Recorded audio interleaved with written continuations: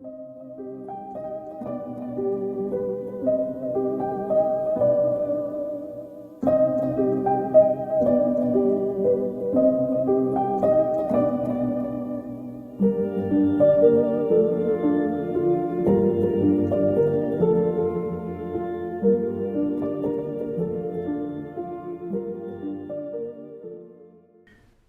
to Mystere Creations. I'm AJ, your host, as usual. Today's episode is the first of the Feylands series with Brandon Weston. Please enjoy.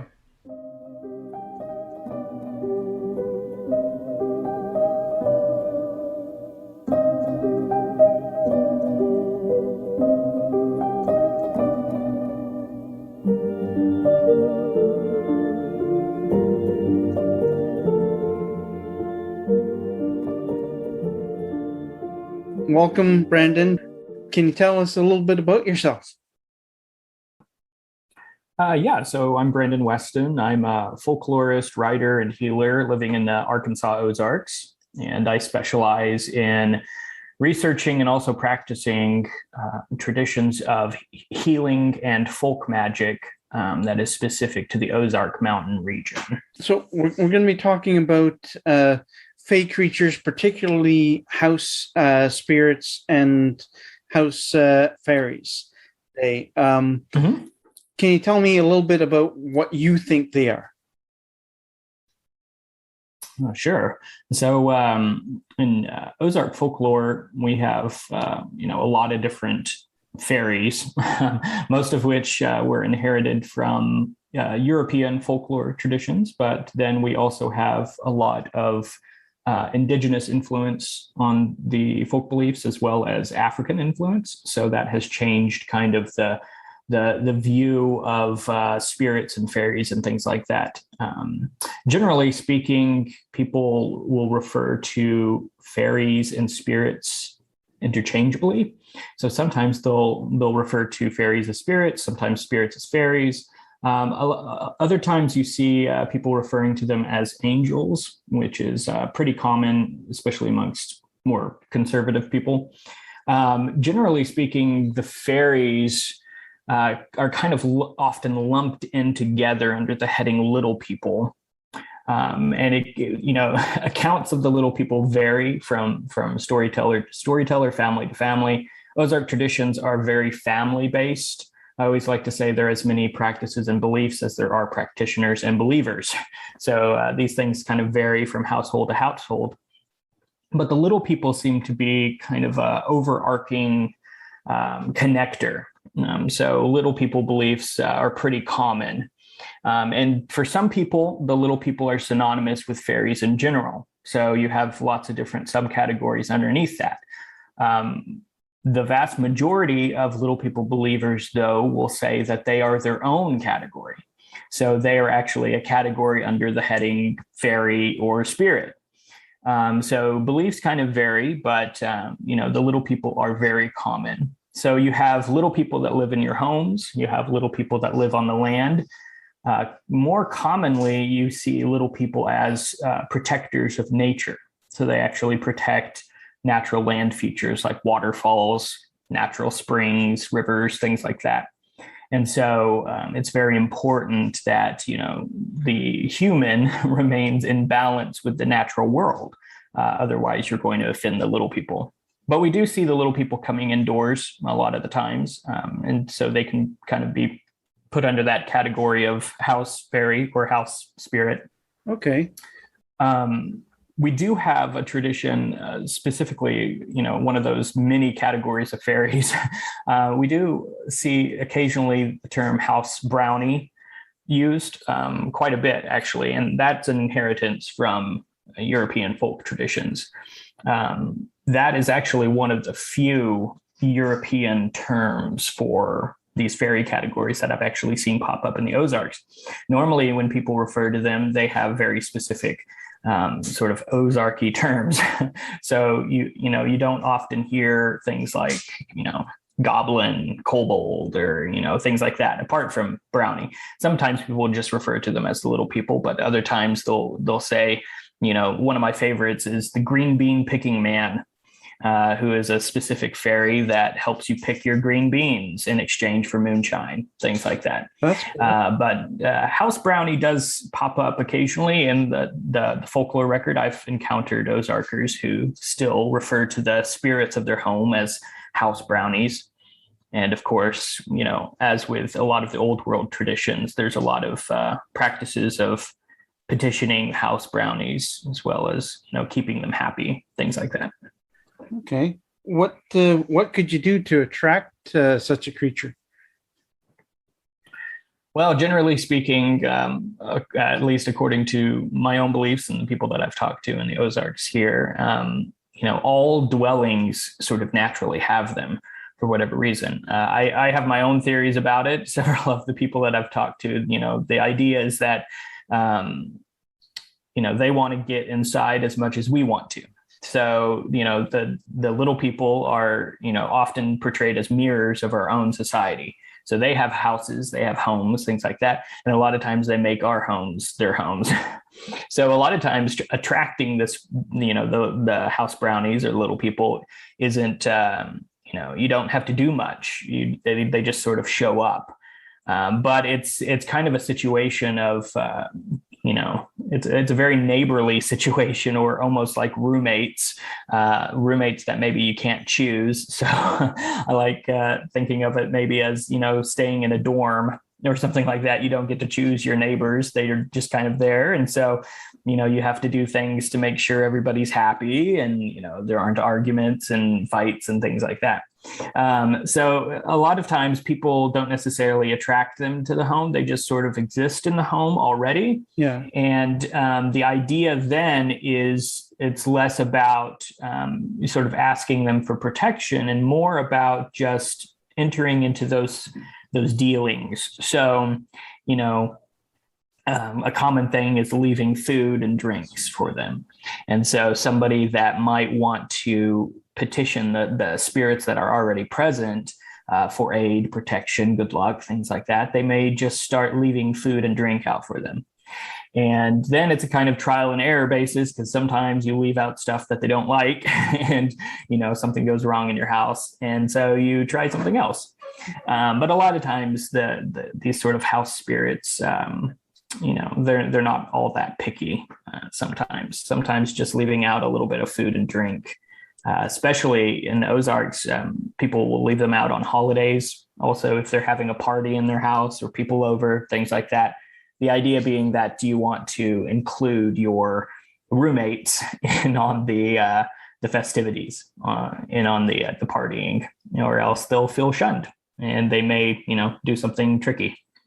Okay. What kind of tricky things do you think some people have experienced with this? It varies from person to person. Sometimes, it's just, light bulb. I hear this a lot. Light bulbs will burn out quicker than they should, or you'll have electrical problems in the house. Little things will be moved around, or strange, books falling off the shelf, or strange knockings, things like that.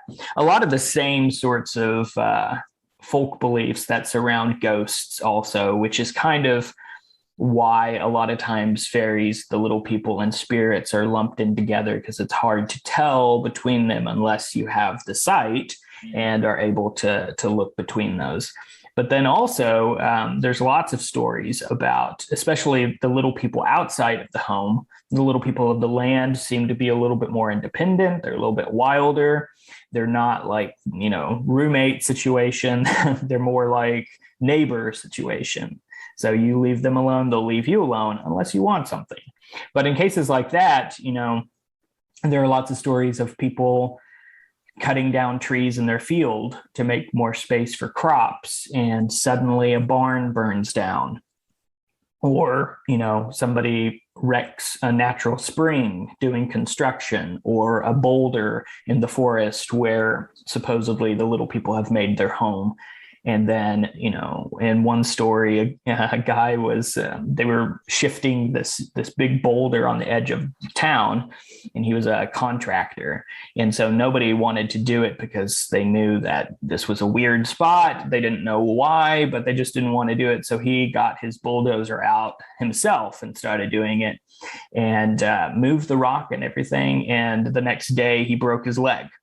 So the responses vary. It seems that as far as house brownies, or the little people that live in the home, the spirit protecting spirits, things like that, the reactions tend to be a lot less intense, unless, of course, you do something overtly offensive to them, in which case there are stories of the entire household falling sick. And they remain sick until finally usually somebody with the sight, who has the sort of knowledge of the other world, will come and help them make right whatever they did. Okay. And how would one go about doing that? Usually with house fairies or house spirits, it's righting whatever wrong you did. And sometimes they're kind of capricious. Sometimes, the wrong is, you moved a piece of furniture that they didn't want you to move, or you painted a room a wrong color, things like that. And so righting that wrong is a little bit trickier. You kind of have to figure out what they did. And a lot of times, you don't want to repaint the room. And so you might try to petition them in another way. For instance, perhaps, you're changing some stuff around and weird things start happening, lights start flashing, maybe somebody falls sick in your house. And so you might petition them saying, hey, look, I'm going to change things around. I know you're unhappy, but I'm going to leave out extra food and extra drinks for you as in exchange for this. And so most of the time that will work. And then, sort of righting the wrongs is usually just fixing whatever you did. And sometimes, like I said, that's very complicated. But generally, I think the easiest way of doing it is just maintaining a good relationship. And so I know I've talked to people that every time they're going to change their house, they let the spirits know, and they give them 48 hours notice to adjust to this. So say I'm going to paint a room or move around a bunch of furniture. I may leave out extra offerings for the little people, and I might say, hey, look, I'm going to move around some furniture, here's some extra offerings, I'm giving you advance notice so that you're okay with this, but this is a thing that's going to happen because this is my home. So yeah, a lot of times preventative measures is sometimes a lot better than trying to make up for it after you've already done something wrong. A little bit of forethought before having to deal with the little guy getting a little bit angry. Exactly. When you get into a relationship with these creatures and you're giving offerings, what sort of offerings would you put out? A lot of times people will leave whatever food they're eating. And it varies, of course, because, I always tell people, first of all, if you can avoid making deals at all, that's always good. So don't promise anything and don't expect anything. If you want to leave out offerings, just for some protection, then that's one thing. But deals are a little bit trickier. So for some people, especially we see with healers and folk magic practitioners who derive at least some of their power from the little people or from spirits of nature, a lot of times they will promise a little bit more than regular people. So on the sort of lowest level, people will petition them, the little people around holidays. In the Ozarks, it's specifically Christmas Eve is kind of the time of the year. Some people add in Halloween because of its connotations with, the spirit world, things like that. But Christmas Eve is like the big one. And a lot of that has to do with the fact that, this is the time of the year when people are having a lot of people over, they're having parties, things like that. And you don't want to leave the little people out of that. So at the sort of lowest level, people will often just leave out what they are eating. So if it's Christmas Eve, they may leave out a plate of food. And, generally people will leave out a soft drink like milk or water or tea, coffee. And then they'll leave out a hard drink like moonshine or, any alcohol, beer, mead, things like that. And so that's kind of the basic level. But then you have people that, may have promised a little bit more. I've met people who give daily offerings. And in that case, sometimes it's what they are eating that day at a certain meal. So if it's breakfast, they'll make breakfast for the little people because it's, easier. You also see commonly, the two drinks, like a soft drink and a hard drink. And then sometimes you see grains. As a part of my practice, I do daily offerings for a lot of different spirits, and I use a grain mixture that kind of connects the New World and Old World traditions that are a part of my own ancestry. Okay. So I use a mixture of oats and barley and corn, whole corn kernels. And so that is kind of an offering of nourishment, an offering of food, but then also this idea of seeds, of harvesting, of planting. So not only are you offering nourishment and food, but you're also offering prosperity to them. And so, yeah, it really varies, but you see a lot of just offering whatever is at hand, especially if it's coming from maybe a daily meal. There's a lot of offering sweets.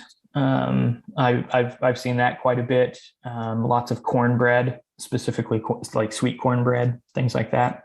Generally speaking, specific meals that are just for the house spirits or little people aren't typically made. So people don't normally, bake an entire cake just for the little people. It may be the little people receive a slice of that cake. And I think that's kind of an important thing to note that, as far as the Ozark cosmology goes, the little people and humans, this other world, this world connection, we're kind of side by side in this. So it's the symbolism behind sharing a meal with the little people rather than just giving them an entire meal of their own, I think is really important because it kind of connects back to that idea of the inhabitants of the other world being roommates or neighbors, as opposed to sort of lofty deities that need to be petitioned with their own sets of food. Would you say honey would be a good offering? Oh yeah, definitely. Some people do milk and honey. Okay. Mixed together, sort of sweetened milk. Milk is pretty common. That has old world connections, as well as leaving the alcohol offerings. Typically, the indigenous influences, of course, alcohol wouldn't have been a part of the indigenous cultures of the Southeast, where we inherited a lot of our beliefs in the Ozarks. But in that case, it would have been grain mixtures, specifically corn, and then also tobacco, which is this sort of, sacred plant. So you can even offer sacred plants. So if you have if you're, a person that works with plant medicines and things like that, you can offer some of that. A lot of it is just, the intention behind the offering, making sure that the offering is clean. You don't want to offer moldy food or spoiled food, things like that. It's just offering things that you have on hand and things that will be pleasant. Some people think of them as physical creatures. I know there's different ranges and sizes from 2 feet up to 9 feet tall. Some of them. What can you describe a few of the native spirits that people have described to you? Sure. So the little people typically are little. So they are portrayed as being sort of exact mirrors of our world. So they look like humans. They have societies like humans. They have language. They have their own religion, things like that. The only difference is that they are small. And most of the time, the accounts that I've received, it's anywhere from, very small, like 5-6 inches to a foot and a half. It's tricky with little people because most often they're also described as shapeshifters. So they can actually turn into, human forms, or they can take the forms of animals, things like that. But in their true form, when they're in their villages, they are considered, the sort of minuscule, these small creatures. The little people, again, is kind of the most common. Little people kind of blend over into the house brownie tradition as well. So house brownies are seen as being just like humans, except very small and also semi-invisible. They can sort of take a physical form. The thing to note, as far as like Ozark folklore goes, all of these sort of fae spirits, they exist in the other world, which is sort of set over our world, superimposed upon our world.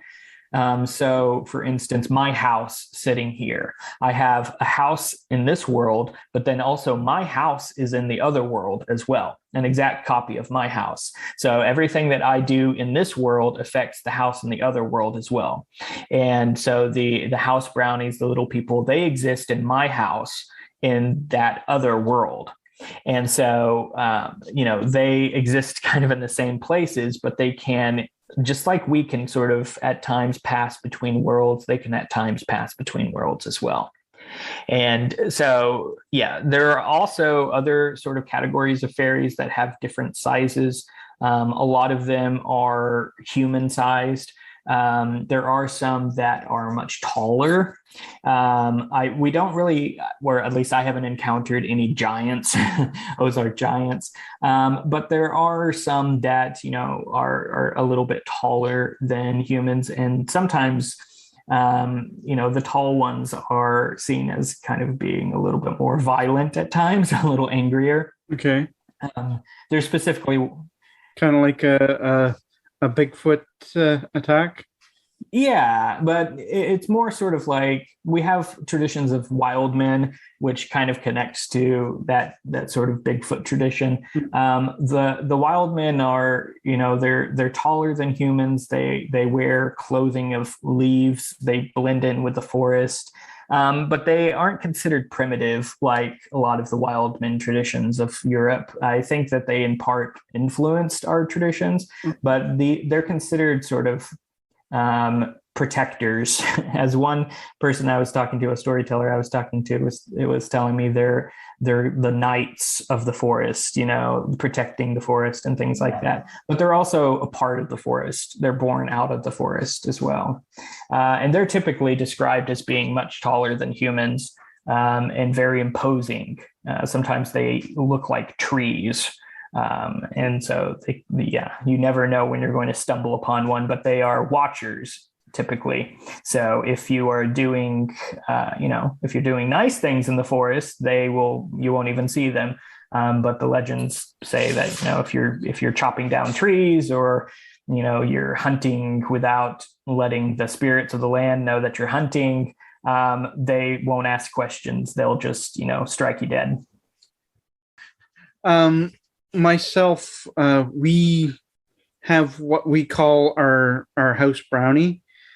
It's a strange moth that has basically lived way too long to be a natural moth. Mm-hmm. And we do our own practice. We have a house deity who we give offerings to, and for a long time we didn't give any offerings to the brownie itself. We added it once we realized what it was, and it wasn't just a natural moth, we started including it in our daily rituals, and now we've made a place for it to sleep and rest, and we're now offering each day. It's either honey or some fruit that we're eating during the week, something like that. But weirdly, it went away when we had to do construction on our bathroom. It just disappeared. Yeah. And is that a normal occurrence? Do they normally just say, "Okay, I'm not going to be here for a while you're doing this"? Yeah, I mean, in my experience, I mean, it varies.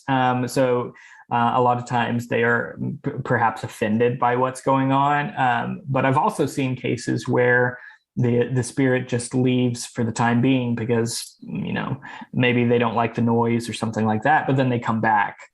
So whenever you're finished, they come back.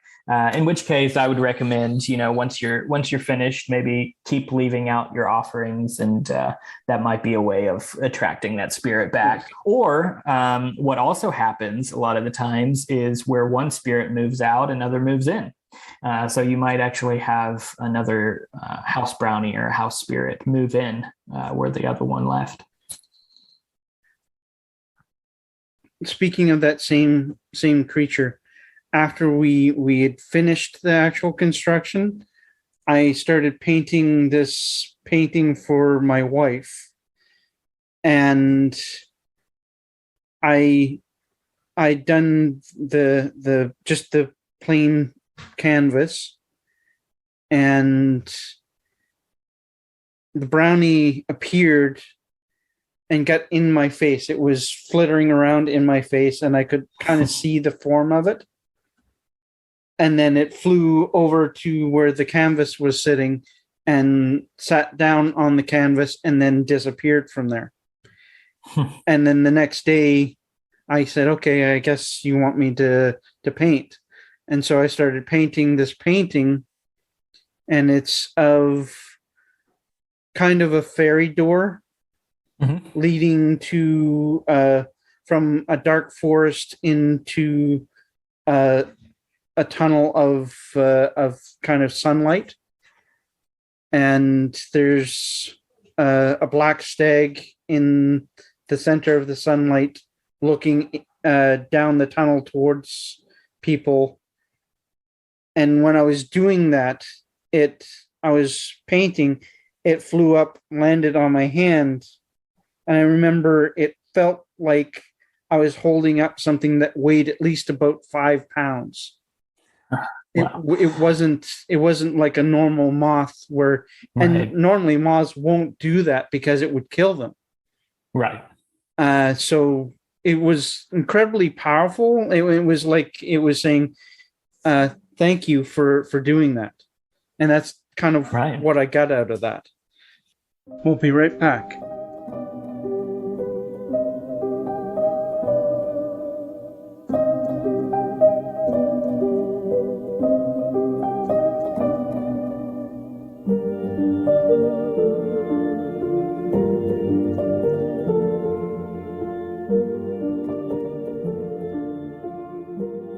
Well, yeah, I mean, and also, I mean, it could be that, there are, at least, in my experience, there are a lot of other spirits apart from the Fae that take shape and sort of live in the home too, ghosts, things like that. So, from an Ozark perspective, ghosts take the form of animals a lot. And a lot of times they take the form of animals because they can't express themselves in any other way, but they take the form of an animal in order to, send a message, specifically to like loved ones sometimes. So yeah, it could have been even more than a house spirit. It could have been, a spirit wanting to manifest something, and you helped it manifest it. In which case, its work might now be done, and it perhaps has moved on. Speaking of that, of them mimicking or taking forms of animals, on several occasions, we've had our cat mimicked. Oh yeah. And it was like I would see the cat roam from the living room into the bedroom, and I would say something to him, and my wife would say, "He's in the bedroom. What are you talking about?" And I clearly saw him run past me. Or another time we were setting up the altar for, I think it was the fall harvest, and we heard clearly an excited meow as if he was getting food, but he was sleeping in the bed.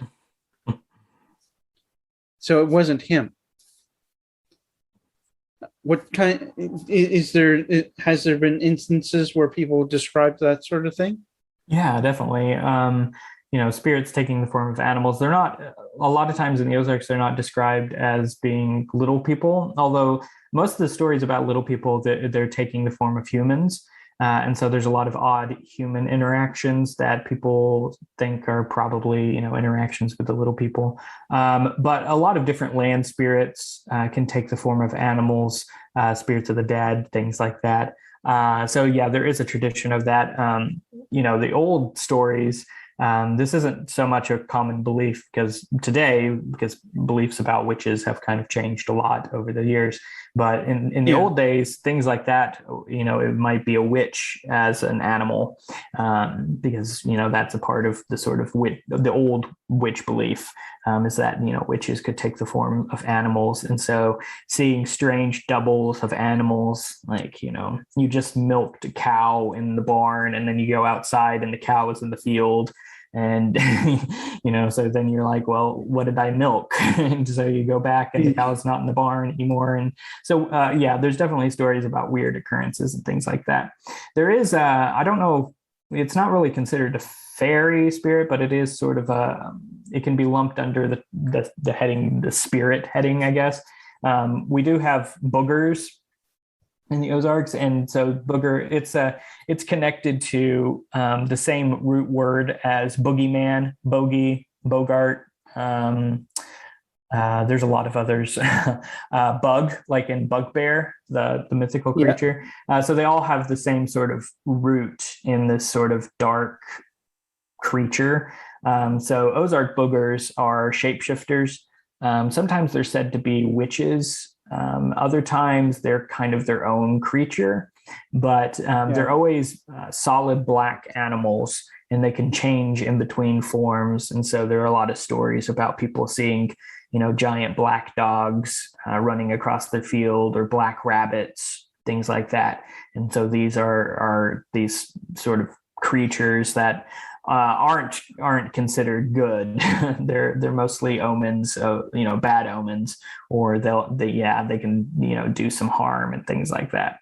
But yeah, so they're kind of their own shape shifting creature. But I will say there are a lot of stories about specifically spirits of the dead taking the form of animals to bring messages and things like that. There are a ton of those. Pretty much, any animal you can think of has, and there's probably a story about it as being a representative of the dead. Okay. What other folk traditions of the Ozarks can you describe more to the native background? Well, so Ozark folk culture, we didn't start in the Ozarks. We Ozark people came from Appalachia, and so that's where the bulk of our traditions be really fused together. So these were mixture of mostly traditions from across the British Isles. So England, Wales, Cornwall, Scotland, Ireland, all over, as well as heavy German influence, specifically Southern German. So these kind of came to the New World, went into Appalachia, and then mixed with indigenous traditions, specifically from southeastern people. So this includes, Cherokee, Muskogee Creek, Yuchi, Osage, a little bit of Shawnee. But that's, the cultures of the Southeast has really been, a heavy influence upon both Appalachian culture as well as Ozark culture. So there's a lot of sort of crossovers. The Cherokee still have little people traditions. They call them the little people, the Yamwichutsi, which is literally translates to little people or little group of people, little clan. And so there's a theory that Ozark little people and Appalachian little people came from direct influences with specifically the Cherokee. But the Muskogee Creek also have beliefs about the little people as well. They're sort of cross-cultural, actually. It's one of those interesting things to look at because, it pretty much, point to a place on the map, and there's probably a belief about some sort of otherworldly beings, little people, these sort of fairy traditions. So the little people, as far as the term goes, probably came from the Cherokee, or it could be, there are a lot of traditions where it's hard to tell who influenced who. So it could be that, people of European ancestry who already had beliefs about the fairies, they started, telling stories with, Cherokee people, and, they figured out that the stories were very similar. And so they started mixing practices. I've seen a lot of Ozark people leaving specifically offerings of corn and tobacco, which would have come directly from indigenous sources.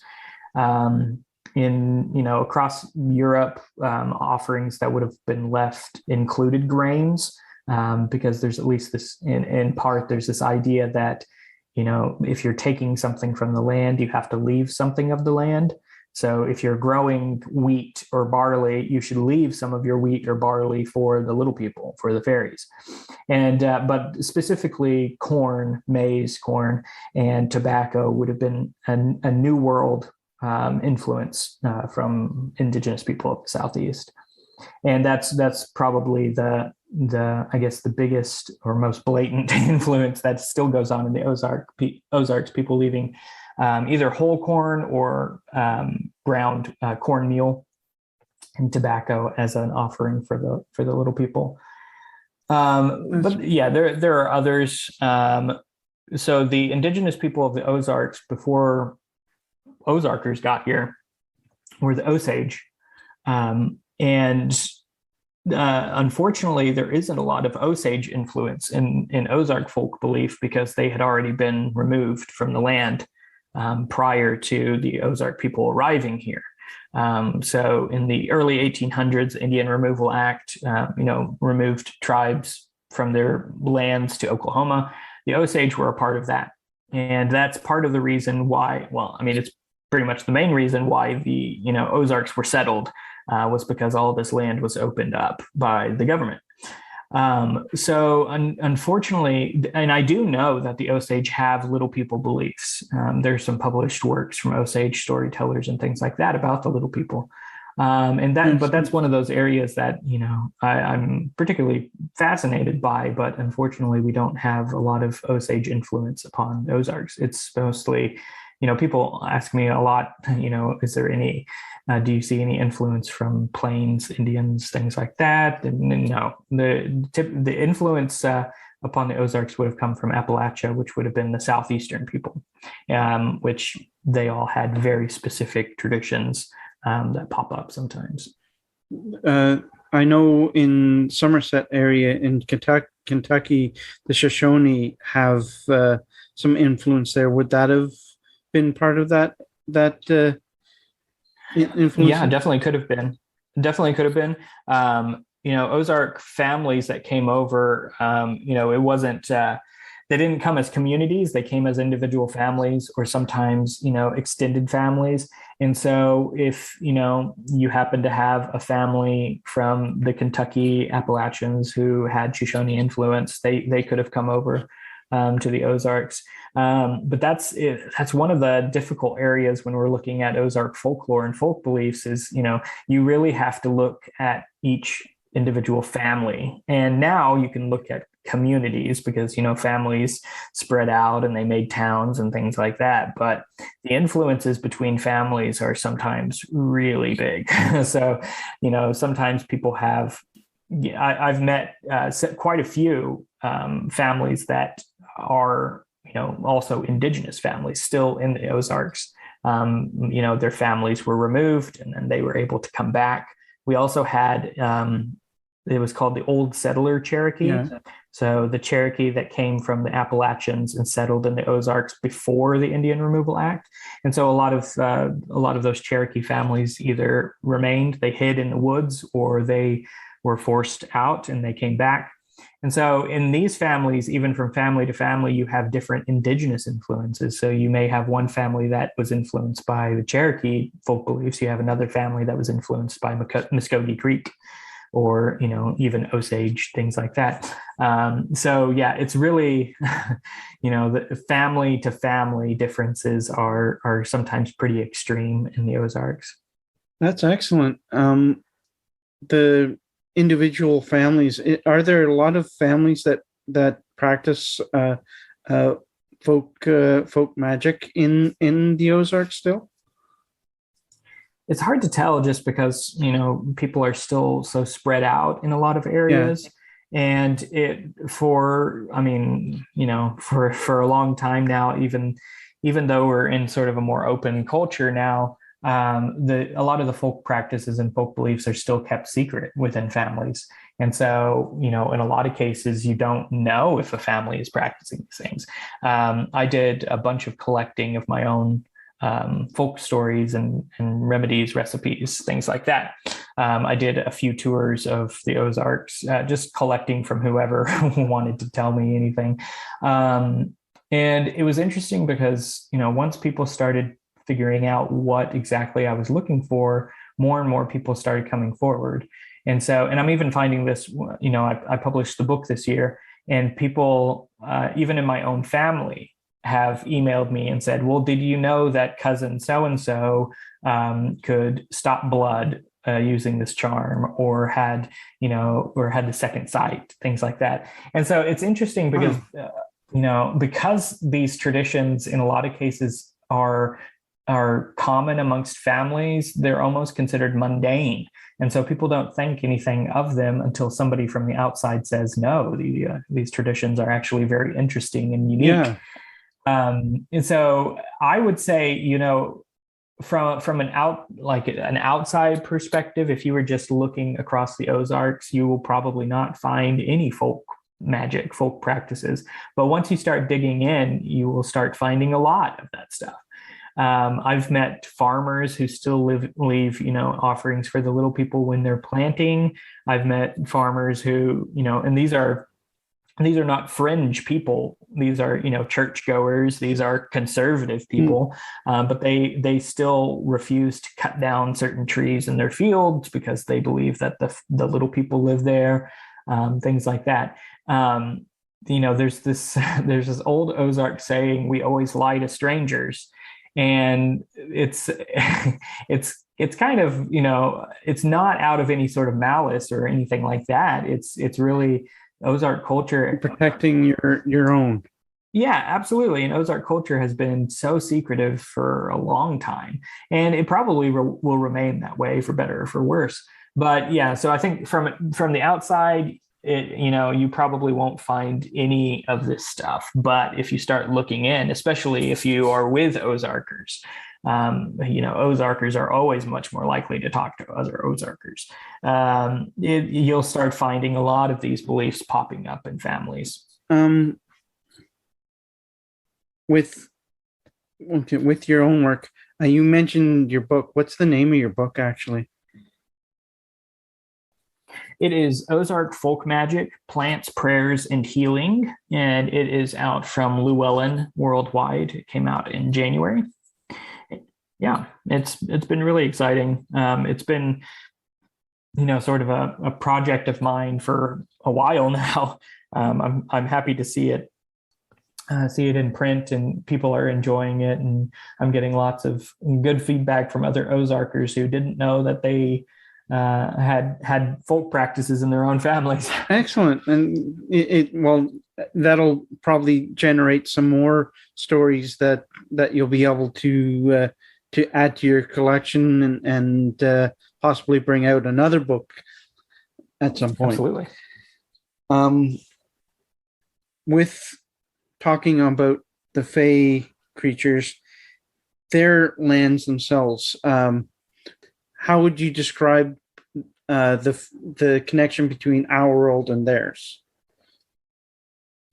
Yeah, in the Ozarks, because we're influenced by a lot of European beliefs, with Celtic fairies and things like that. There's this idea of this world and the other world, and there's a lot of different descriptions of it. But one of the real interesting areas that the Ozarks has really latched onto is this idea that the other world is ever present around us. It's this mirror of our own world, and it just is a different place. It's some people say that it's more infused with magic, which has given rise to more magical beings, and we're stuck on this side, having to chip away a hard living and things like that.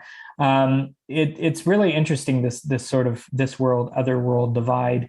You can look at it as being two different worlds separated by this veil. And the veil is usually described by storytellers in the Ozarks as being exactly like this world, again, a mirror of this world, down to the fact that, like I was saying earlier, my house exists in the veil. My house exists also in the other world.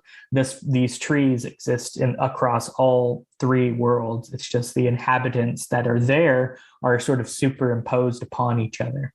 And so the veil is this sort of mist that, you can't see through. And it has traditionally been seen as the place where, if you die and you don't know you're dead, that's where you go to, and you wander around confused in this mist. So there's also this belief that, the traditional heaven hell sort of representations also exist within this. There are traditional Ozarkers who they don't make a separation between heaven and the other world. And so if you're good and you die, you go to the other world. And so it's this interesting combination where it's like you mean, so God and Jesus are in the other world with the fairies. And yeah, in a lot of cases they are. That's cool. Kind of exist in that same space. And that kind of has influenced a lot of the older people when they talk about spirits and fairies, as a way of sort of maintaining their, more conservative culture leaning. They'll refer to them as angels. And so, instead of I have a fairy in my home who watches over me, I have an angel in my home that watches over me, or I have an angel in the fields that watches over my crops, things like that. But essentially they bear a lot of the same characteristics, and they kind of exist in the same place. But there's this traditional sort of this world, other world veil separation. But, in a lot of the stories that I've collected, I've actually been able to divide out further into almost quadrants. So not only is there a this world and other world, but there's a this world in the above and this world in the below and other world above and below. There are a lot of stories of, subterranean otherworld creatures. And in a lot of stories, that's where hell is. Hell is situated in this subterranean otherworld. And so you can even further divide it up based on the inhabitants. So if the inhabitants are generally seen as positive or neutral, they may be in the above otherworld. If they are considered wrathful, angry, fiery spirits, or spirits that are associated with death, they may be in the below otherworld. So it can get kind of complicated. But I think the most fascinating thing to look at is this idea of sharing space, how we're constantly sharing space with inhabitants of the other world, which means that, there are a lot of stories about people, wandering into the other world accidentally, or beings from the other world wandering into this because it's so easy. There are stories of people, especially children. It's interesting in the Ozarks, children are connected to the other world a lot. And so, children walking in the woods, and suddenly they will find themselves in the other world. And it looks exactly the same as their world, but there are characteristics that would tell a person that is the other world, strange creatures or a strange light or a coldness, things like that. But otherwise, if you were just looking at it, you wouldn't even know. And that is both very interesting, but it's also potentially very dangerous, because you never know when you're going to pass through that veil. And Ozarkers, we inherited a lot of European beliefs about there are certain times of the year when the veil is thin. So at Halloween, Christmas Eve, some people say Easter, things like that, the solstices and equinoxes, the veil is thin. And so, Ozark people still are very cautious around these times. You don't want to be wandering out in the woods, when the veil is thin, because it's very easy to pass over and not be able to find your way back. We in PEI area in Eastern Canada, and I think a number of islands off the coast of Nova Scotia, they have traditions where you don't wander into a particular copse of woods at night because the fairies would take you. And there's one story where a man, he got drunk and wandered into the woods and was gone for up to 2 months, and then suddenly appeared back and couldn't speak, didn't know who he was for about 2 months after that. And then slowly his memories came back, but he would never speak of his experience in that 2 months that he had disappeared. He knew what had happened to him, but he wouldn't speak about it.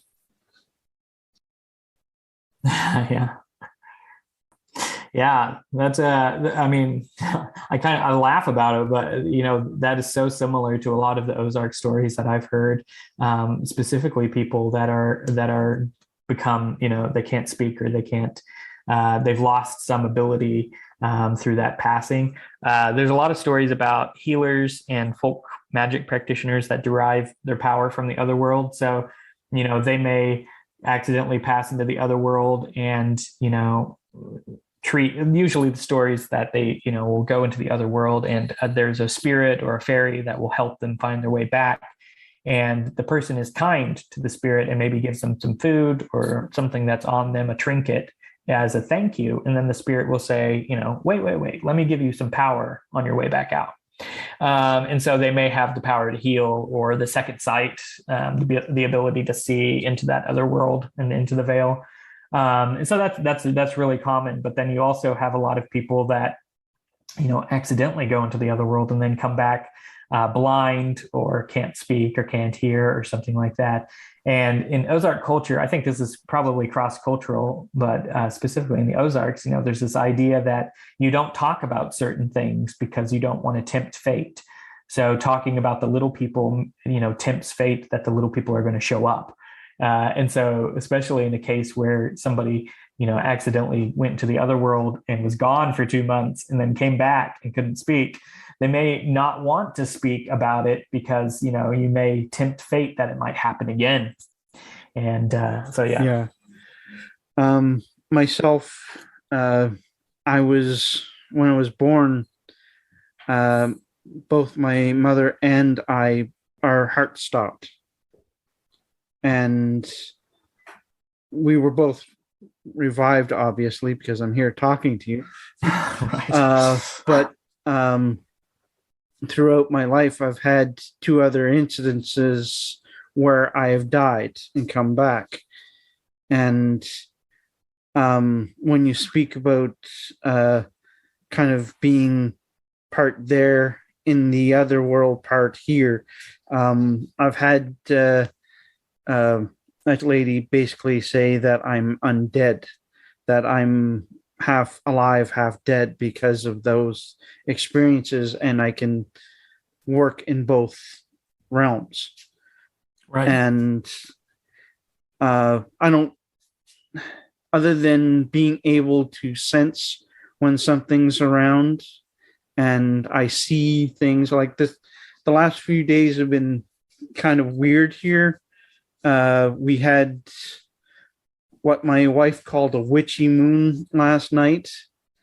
It was just a sliver of a moon that kind of looked like the horn of the horn god, and a strange cloud that would kind of completely blank it out, and it would be like a moonless night. But as soon as it would pass, it would be bright and have a halo around it. And then this morning, on our way home from work, it was so misty and quiet and subdued. It was just a weird situation. For me, I could see spirits or people walking in the mist. And for me, I could tell that it wasn't that they were dead. It was that it was more a recording of what has happened. People walking the road, going about their business, doing their thing. But I've felt those things quite often, and it's just interesting that you're describing this, and I didn't think that I've heard from other people they experience stuff like that, but it was never put in the context of a folk tradition. Oh yeah, in the Ozarks we have, a ton of different traditional healer types. A lot of them have sort of merged in sort of modern practice. You don't hear a lot of the old terms being used anymore, but there's this idea that there are ways for healers and magic practitioners to have gained their power, and one of the most common ways, at least traditionally, was to be born with it. And so being born under certain auspices, or what we call tokens or omens. One of those is dying and coming back at birth, being born in the caul. So having, the placenta over the face, is another one of those signs. There are a ton of them. And in Ozark folk belief, this wouldn't necessarily mean that somebody is a healer or a magic practitioner. It just means that they have a greater potentiality, perhaps, of becoming that. Or, and one person I talked to, she was born in the caul, and she didn't know about it until later in life, when somebody finally said something, because they didn't want to risk her becoming a healer, because it's a hard job. But when she found out about it, she started studying with a traditional healer, and that healer told her that being born with these signs or these tokens, it just means that you are going to be able to retain information a lot more. You'll be able to retain the practices a lot more. You'll have a higher intuition for the practices. Or people that are born with the sight, you may be able to see things that people can't, and that sometimes includes spirits, fairies. Other times, people with the sight can see illnesses in people's body. That is how their sight manifests. Your story is definitely a traditional story I've heard from quite a few healers here in the Ozarks as well. I think that there is something in that. I wasn't born with the gift. It was passed to me later on in my life. But that's also kind of common. All right. You said it was passed to you. Was it transmitted by another healer? Yeah.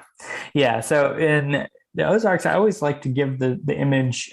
So magic in sort of Ozark cosmology is there's this sort of natural force in the universe that is neither good nor evil. It is neutral. It permeates all things, and it gives rise to all things.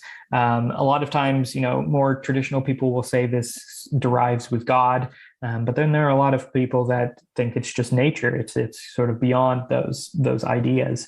But basically, everybody is born with the image that was given to me was of a pitcher, like a tea pitcher or a water pitcher, or sometimes people say a well inside of them. And sometimes you are born with that well already filled up with power, with magic, if you are born on certain auspices, things like that. But even if you aren't born with that, somebody can pour water into your well or into your pitcher, meaning they can pass you power. So magic in the Ozarks is very tangible.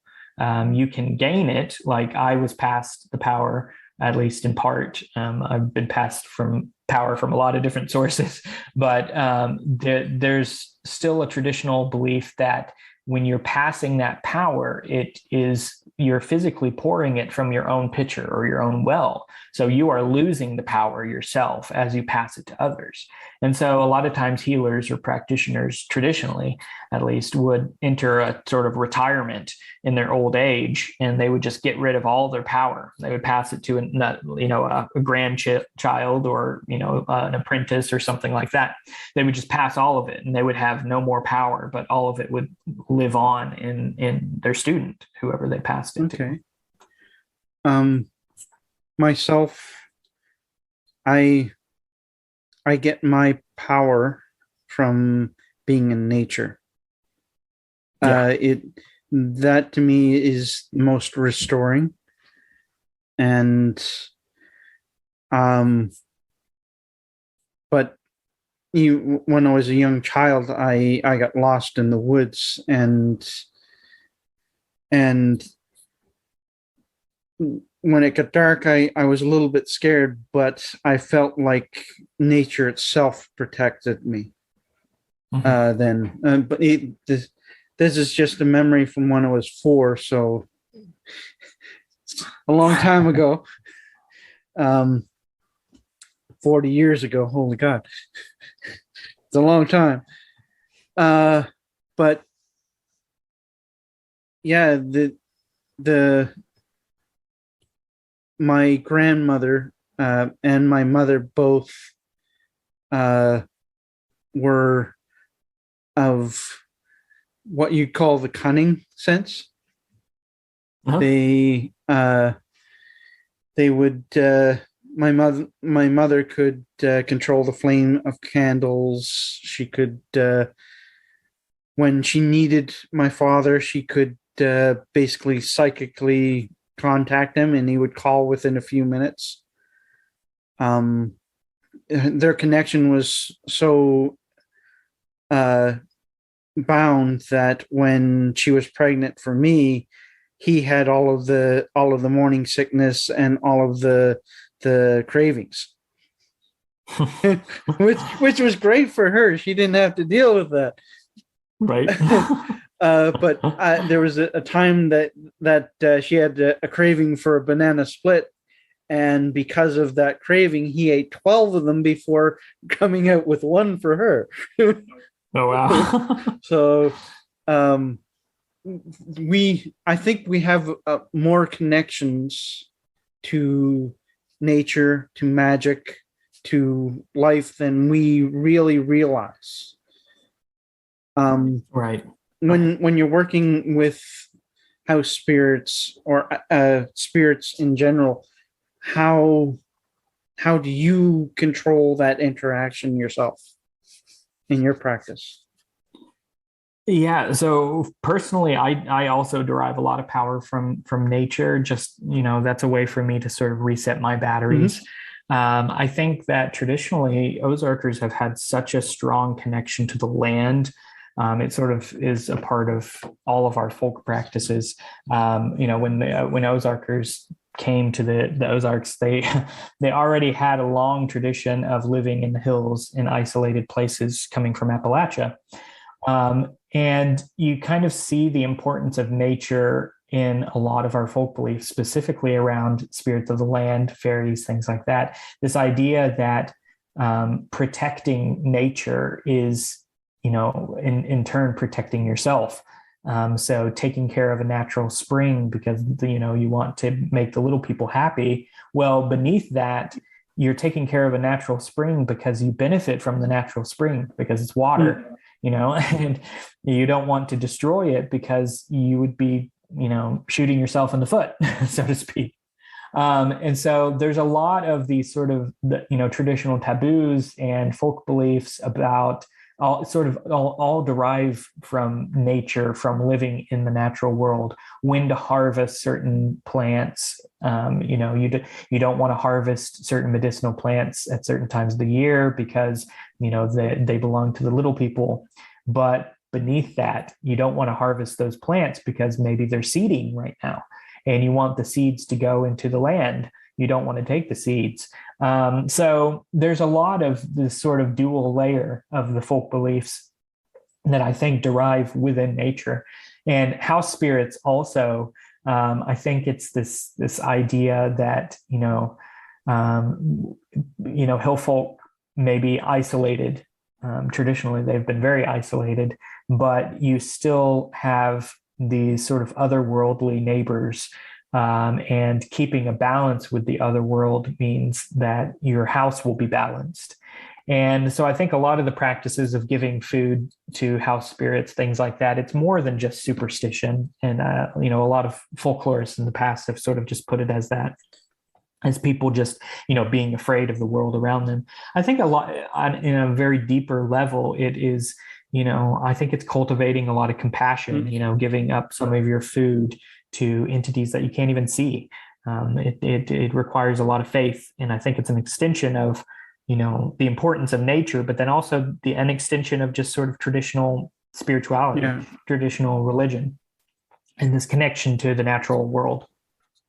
It's a beautiful way of looking at it.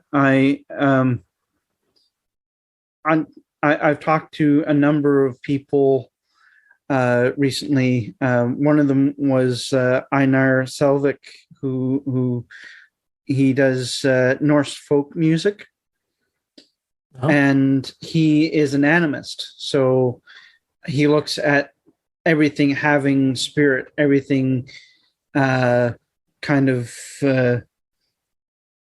being alive. And we talked at length about our connection to nature and how people living in cities and people even as far back as the 1400s started losing their connection to the land. And right. How would you suggest to people to get back to that connection? Yeah, I mean, and that's becoming an increasing problem here in the Ozarks, as there are fewer and fewer really rural areas left. I mean, we've got some protected national forest land and things like that, and there are some places where if you go out, you are out. You are beyond electricity, Wi-Fi, and all that. So luckily, we still have a lot of that, and sort of nature, even in the cities. Where I am is a booming area. But even here, there's this culture of protecting parks and making sure that there are trails and natural places around. But it is becoming a problem. I think people are, they're losing their connection with being on the land. And I think a way to remedy that is just be on the land. Yeah. and approach it not as a tourist. A lot of people around here, like when I'm on the trails, I look at plants, I collect medicinal plants, I listen to things, I sit for a while, I wander, things like that. And, most of the time, the people that are zooming past me are, they are hiking with a purpose, they are biking with a purpose. And I think one of the things that I recommend to my students and anybody that will listen is to let go of that that purpose and to just be there.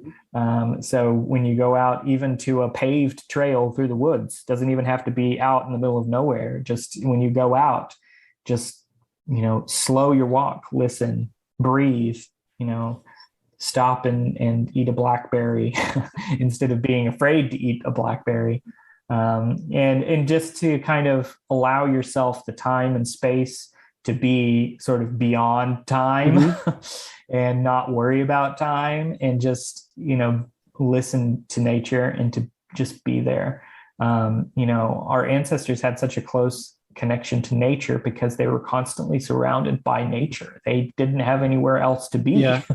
And so I think, as separated as we are, we can regain that connection by just being present in nature, and even if you have just a few trees in your backyard, just setting up a little area where you can sit and be with those trees or be with the land, and just not have any expectations going into it, just be there.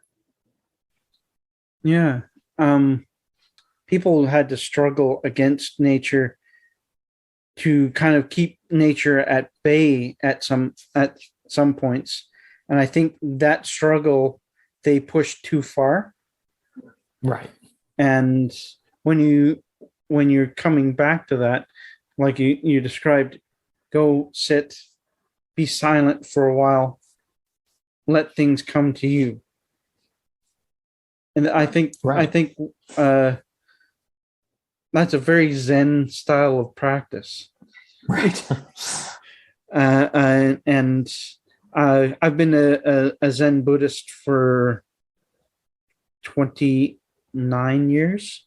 I found that training allowed me to connect to a lot of deep pools that I didn't think I had. Right. But I'm a weird sort because I've been dead so many times, and the last time was really, I was poisoned and bled internally for a month, and my heart stopped 3 times during that. And the last time I was gone for 7 minutes, and they were calling time of death, and I sat up on them. That experience changed me profoundly, and I was only 14 when that happened. Wow. And when I try to explain to people, not all of who I am exists in this body. Mm-hmm. Most of who I am exists all around me. And try explaining that when you're 14. Oh yeah, I mean, and also like explaining it without even really having the language to explain it. I imagine, like, even if I was to have one of those experiences today, I don't think I would be able to explain it. But looking back, I really don't think I would have been able to at 14. That would have been hard. Yeah, and so for about 6 months, I thought I was crazy. I thought that can't exist, because my existence before that was one of, I was training in martial arts. I was studying Zen Buddhism, but I was also attending Sunday school. I attended Sunday school up until I was 9.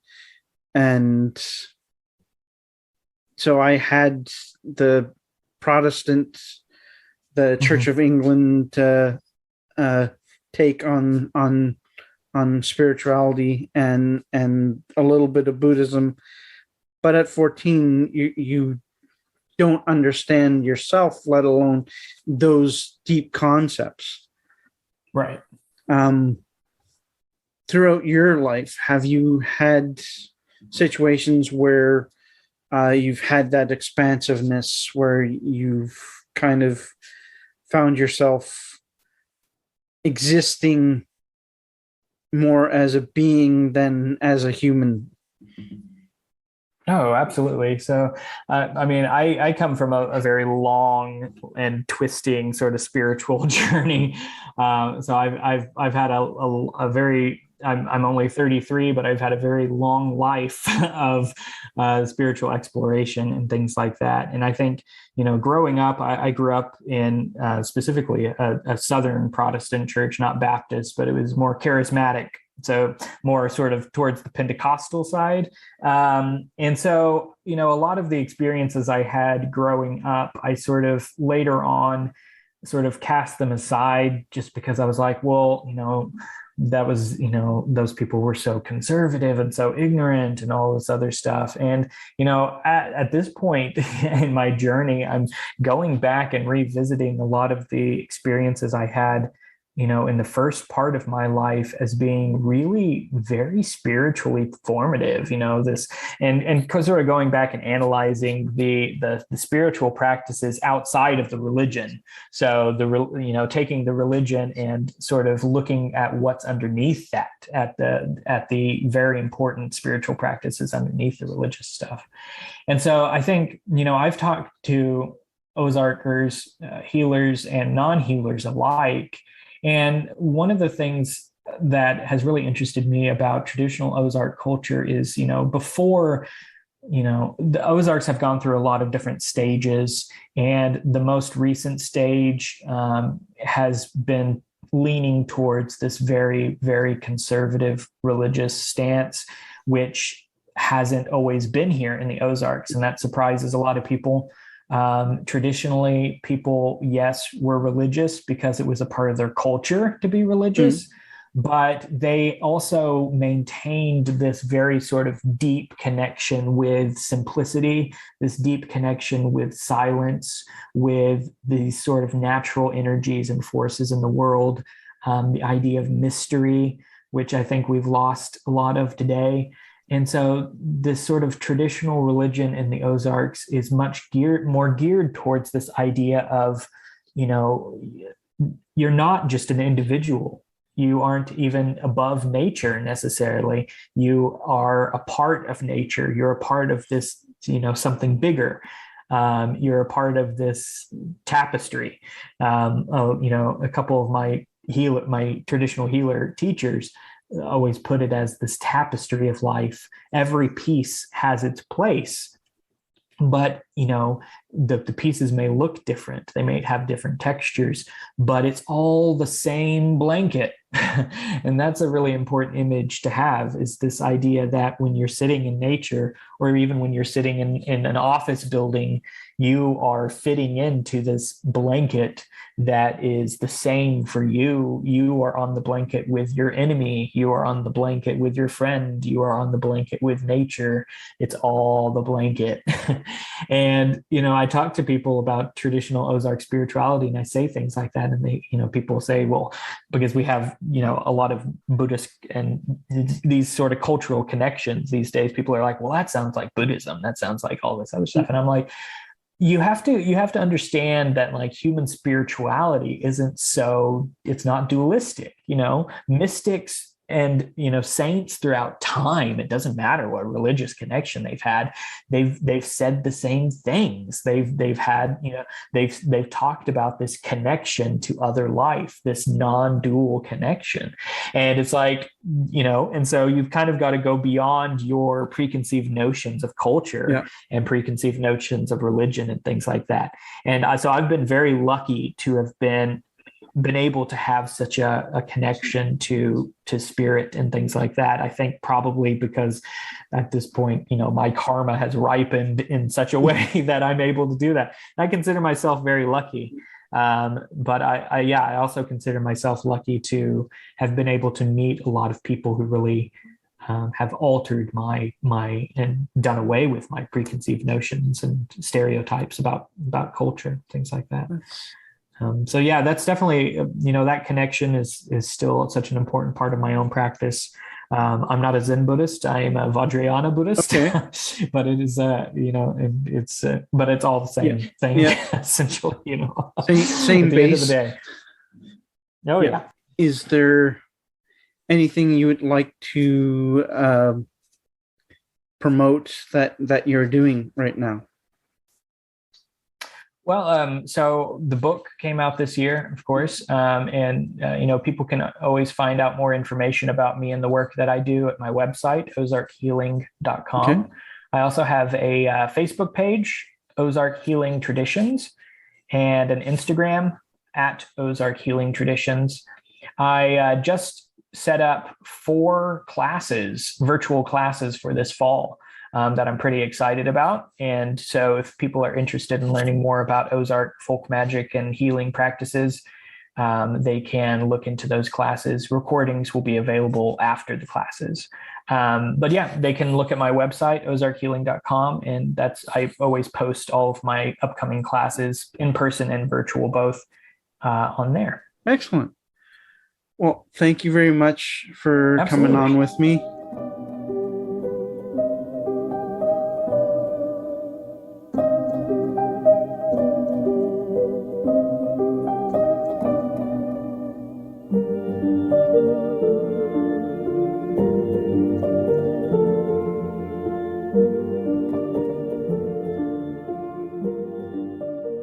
It was great to talk to Brandon today. We plan on doing a whole series on the Fae and spirits of the Ozark area and around the world. Thank you again for joining us, and we'll see you soon.